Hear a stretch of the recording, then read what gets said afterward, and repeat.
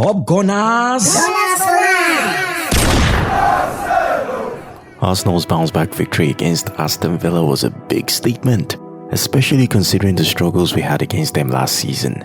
The 2-0 win with goals from Trossard and Partey shows we're not here to mess around this season.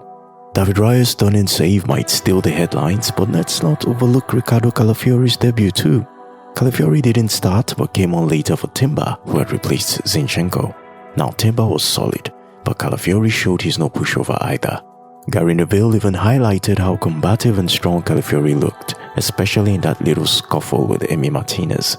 It's early days, but he's already giving Arteta something to think about when it comes to that left-back spot. Zinchenko and Timber might have more experience, but if Calafiori keeps up this level of intensity, he'll be hard to ignore. This competition at left-back is heating up, and it's exactly what we need as the season progresses. We've got options, and that depth could be crucial as we chase success on multiple fronts. Another clean sheet, a debut that's already turning heads, and 3 points in the bag. It's a good time to be a Gooner. Arsenal's 2-0 win over Aston Villa wasn't just a walk in the park, it was a battle. Mikel Arteta highlighted how much of a challenge Villa's Morgan Rogers and Onana posed. These two really made Arsenal work those 3 points. Rogers, who joined Villa from Middlesbrough, showed why he's such a threat. He was all over the pitch, dribbling past our midfielders like Partey and Rice with ease. It's not often you see those two made to look ordinary, but Rogers did just that. Onana, on the other hand, was a powerhouse in the midfield. His ability to drive forward and break through our press was something Arteta didn't shy away from praising. Even though Villa couldn't convert their chances, they showed they're a team to be reckoned with, and their adaptability under Unai Emery is impressive. But Arsenal's resilience shone through. Despite the pressure, we held firm and secured a crucial win. Now it's clear that this Arsenal team is learning to grind out results, even when the opposition is coming at them with everything they've got. That's the mark of a team with its eyes on the prize. Gabriel Martinelli is a player who has dazzled Arsenal fans with his pace, directness, and knack for scoring vital goals. Since breaking into the first team, he's been one of those players you look to when Arsenal need that spark of energy, that burst of speed down the flank to unbalance even the toughest of defenses. But football is a game of form, and right now, Martinelli's form seems to have dipped, at least in the eyes of some fans and pundits. I'll put myself on the list. Take this recent match against Aston Villa.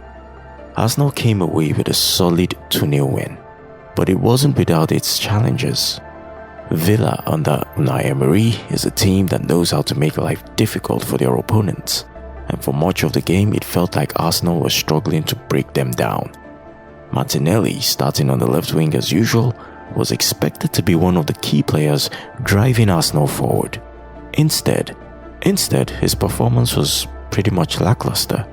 26 touches in 65 minutes, no goals, no assists, just a couple of passes, and very little in the way of the dynamic play we've come to expect from him. Meanwhile, Trossard, who came off the bench to replace Martinelli, made an immediate impact, scoring a crucial goal and injecting the kind of energy that was sorely missing. It's no wonder that some are calling for Trossard to start in place of Martinelli in the next game.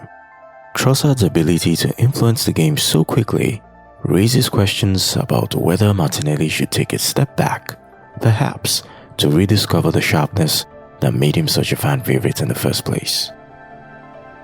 But see, dropping Martinelli isn't just about form. You've got to think about tactics too. His style of play is all about stretching defenses and making direct runs that can pull defenders out of position and create space for others.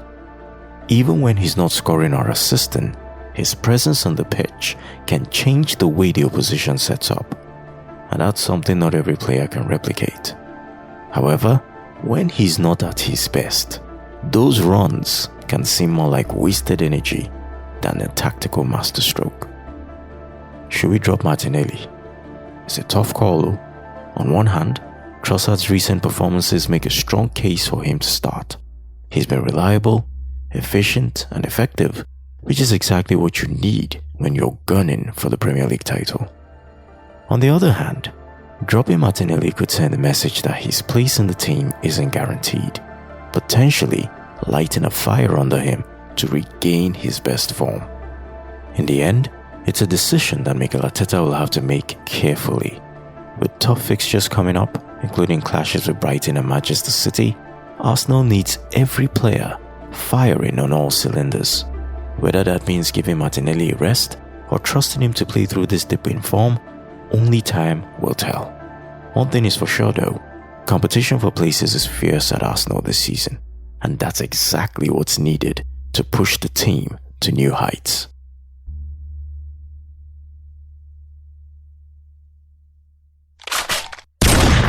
That's a wrap for today's episode of Up Gunners, and I hope you enjoyed delving into the world of Arsenal Football Club with me, Tony Doe. Don't forget to subscribe to stay up to date with all future episodes. If you have any thoughts, questions, or suggestions, feel free to reach out to me at upgunnerspodcast@gmail.com. upgunnerspodcast@gmail.com. I'm active on Twitter as well at upgunnersng, active on Facebook at upgunnersng. We're also on Instagram at upgunnersng. Until next time, keep the gunner spirit alive, and remember, Up Gunners!